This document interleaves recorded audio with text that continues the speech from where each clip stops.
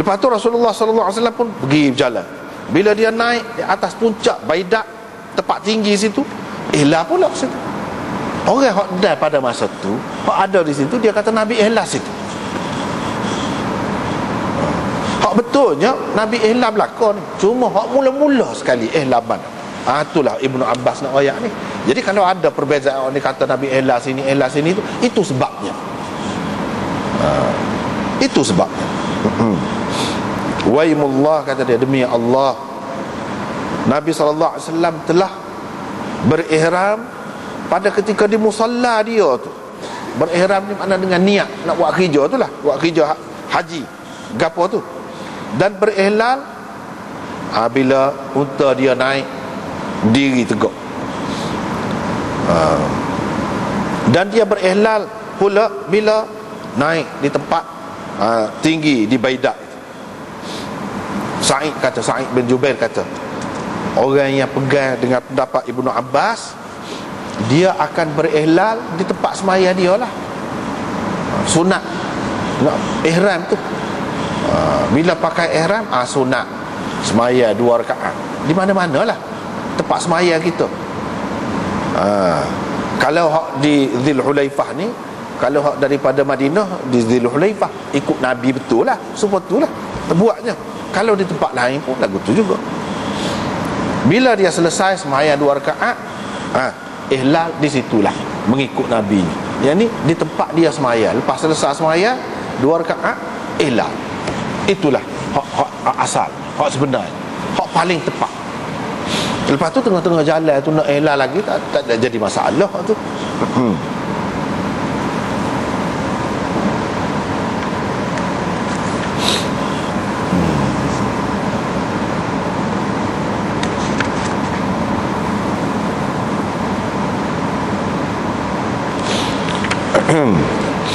Dalam kitab-kitab manasik ibadat haji ni kan, orang dia sebut lah, di sini pun dia sebut dalam syarah, orang yang nak berihram, moleknya dia kena buat apa dia gunting misal dia,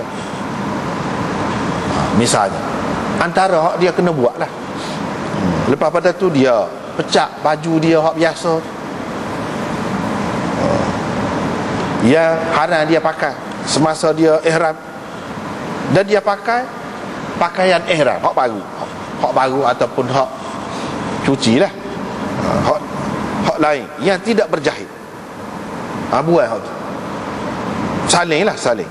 Lepas tu semaya 2 rakaat lepas daripada pakai ihram tadi. Kalau dia berihram tanpa semaya, dia tak semaya, boleh juga, sah juga ihram dia tu. Semaya tu sunat.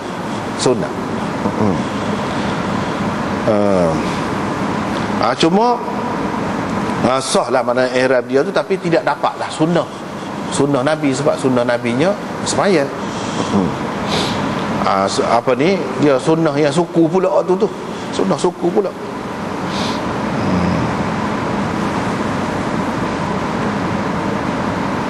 Bila selesai bui salat semaya tu, hak moleknya dengan menghadap kiblat, dia ihlal di situ.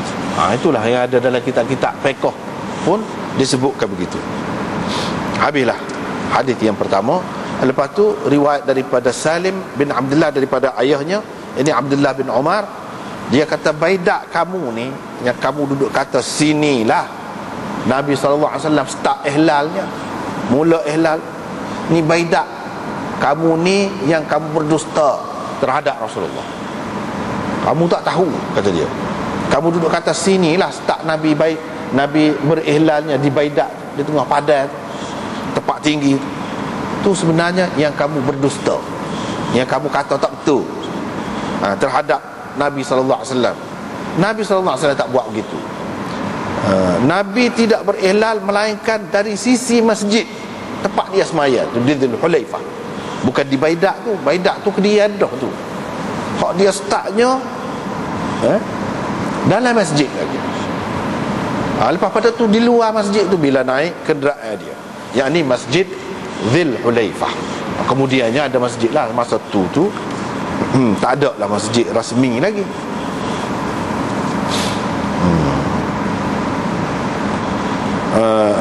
Masjid Dzul Hulaifah. Ni semua ni nak betul lah. Nak betul orang yang kata Nabi SAW mula berihlal di sini. Ada 2-3 tempat tadi kan. Hak betulnya iaitu dari sisi masjid. Dari sisi masjid tu, di luar masjid lah. Bila naik atas kenderaan tu, hak tu dia kata derah sikit. Hak dalam masjid tu dia kata juga, tapi tidaklah derah mana. Hak duduk dekat-dekat tu dengar.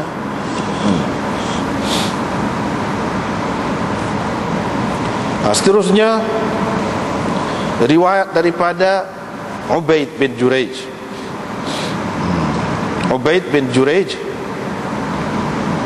dia kata kepada Abdullah bin Umar, Bapa kak wahai Aba Abdurrahman, saya tengok engkau ni melakukan 4 perkara yang orang lain tak ada buat, sahabat lain tak ada buat. Kamu ni jaga benar ni. Bapa? Ibnu Umar pun tanya, gaponya? Dia pun Bilal lah 2-3 4 perkara tadi. Bilal. Ibnu Umar ni dia terkenal di kalangan sahabat, seorang sahabat yang sangat suka mengikut Rasulullah sallallahu alaihi wasallam. Walaupun hak zahir surah, walaupun ittiba', dia sangat suka berittiba'. Walaupun ittiba' suri orang panggil, walaupun tidak ittiba' hakiki, tidak maksud sebenarnya nak suruh kita terikat dengan benda tu, tetapi Nabi ada buat, dia akan cuba buat. Dia akan cuba buat. Itu cara dia. Ini adalah gambaran seorang yang minat betul-betul kepada seseorang. Lagu mana? Mesti dia akan nak tiru belaka lah. Sehingga ada sekali Nabi SAW licin nak rebah. Dia buat licin kata nak rebah, padahal dia tidak licin. Sebab apa? Sebab Rasulullah SAW adalah hero dia. Begitulah sebab budak-budak ni kita kata, dia tengok cerita, dia kagum dengan seorang pelakon misalnya, dia pun jadi kecek sebab pelakon tu, gaya sebab pelakon tu. Lagu tu kita hak naknya orang Islam ni ikut Nabi, ittiba'. Hak mesti ittiba' hakiki. Ittiba' hakiki, hak tu hak mesti. Misalnya kita kata kalau berpakaian menutup aurat, hak tu ikut hak sebenar, hak dia nak lah. Tapi kalau ittiba' suri lagu mana? Hak rupa zahir dia tu lagu mana? Hak tu pun nak ikut juga. Ibnu Umar ni, orang-orang seperti Ibnu Umar ni nak ikut, padahalnya tidak mesti lagu tu, tak mesti. Dia makan roti, kita nak makan roti, tak mesti. Pak roti dia tu serupa pula kalau roti cana kitanya. Dia sebab roti cana, dia makan roti Bali. Dia tak aja makan roti gandum halus ni. Walaupun kata roti pun banyak perkara lah kalau nak serupa betul kan. Itu tidak dimaksudkan dalam agama ni benda-benda lagu tu. Tetapi ada nak ceritanya hak lagu tu. Sehingga kalau dia, padahal Nabi SAW tidak pakai gini semua, tapi dia tu ingatlah pasal Rasulullah SAW adalah hero dia. Dia nak biar jadi sebati lah, biar jadi sebati, biar jadi sejiwa kata. Sebab itulah Imam Malik di kalangan sahabat ni dia lebih mengutamakan Ibnu Umar. Sebab Ibnu Umar ni dia jaga benar benda-benda gitu. Kalau Nabi SAW dalam perjalanan tu, dia berhenti ke tidak situ? Dia berhenti buang air, dia akan berhenti walaupun dia tidak nak buang air dah mana pun. Nabi ada semaya kan tidak? Ada semaya, dia akan semaya. Dia pisau akan semaya. Tetapi Sayyidina Umar tak suka dengan cara anak dia tu. Dia tak suka. Sebab Ibnu Umar satu kali tu dia pergi duduk cari pokok samurah tempat Nabi SAW semaya dalam perjalanan dia nak pergi Mekah. Dia cari, moga banyak pokok tu hak mana sah. Jadi susah juga. Sayyidina Umar suruh tebal habis. Sayyidina Umar suruh tebal. Pasal apa? Dia ada maksud lain. Ada, masing-masing ada maksud sendiri. Hak ni dia nak ingat kenangan Nabi SAW. Pokok tu akan ada semua pokok dia jenis mati, pokok-pokok ni sampai ke bila nak ada. benda tu tak ada sebenarnya kaitan dengan agama kita buat selama-lamanya dah. Tetapi orang yang lagu ni kan, dia jaga benda-benda gitu.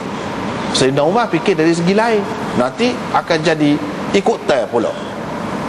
Agama Islam ni jadi agama lain pula. Ada pula orang panggil pokok suci. Pokok suci. Setiap agama ada dalam dunia ni. Pokok dia God. Suci dia. Ni pokok God. Nanti orang Islam pun akan ada gitu juga. Padahalnya tak ada kena-mengena, tak ada. Tu saya nak suruh tebal habis tu. Setengah ulama kata dia suruh tebal tu pasal tak jelas. Kalau sungguh, situ sungguh tepat, tak apa. Ni dah tak tentu. Nanti akan timbul macam-macam perkara pula. Dia kata hak ni, duk balah. Berapa kali Nabi SAW katakanlah semaya 2 rakaat. Lepas tu dah hak ni kata sini, berapa rakaat pula nak maya ni. Kenapa? Di pokok-pokok yang lain tu. Okay? Jadi tak ada siapa maksud hak sebenar. Sebab itulah Sayyidina Umar suruh tebal. Dia ni dia jaga, terutamanya benda-benda yang berkaitan dengan agama lah, yang berkaitan dengan agama. Ada 3-4 perkara. Dia kata gini, dia katanya rukun tu hak bucu Kaabah tu apa yang dia sentuh 2 saja, iaitu rukun Yamani. Rukun Yamani saja, rukun Yamani sah menghadap arah ke Yaman. Tapi hak sah lagi pun alah gitulah juga, walaupun tidaklah betul-betul ke arah Yaman tu, tapi alik-alik tu juga, iaitu rukun hajar. Orang panggil rukun Hajarul Aswad, bucu yang ada Hajarul Aswad. Kalau orang nak tawaf tak situ. Lepas tu bucu yang betul-betul menghadap ke arah Yaman. Itu 2 bucu tu je Nabi SAW sentuhnya, kata dia. Hak lain, hak 2 lagi dia tak sentuh. Bucu Syamiyain yang menghala ke arah Syam. 2 lagi tu, hak tu Nabi SAW tak sentuh. Oleh kerana Nabi SAW tak sentuh, saya pun tak sentuh lah. Tu je, kata dia. Sebab saya nak ikut Nabi. Nabi sentuh hak ni. Hak rukun tu pula, rukun Yamani tu Nabi sentuh saja. Nabi istilam, orang panggil istilam. Dia jamu, dia cuik. Adapun rukun Hajarul Aswad, dia bukan sekadar jamuh, dia kucuk. Ibnu Umar buat lagu tu.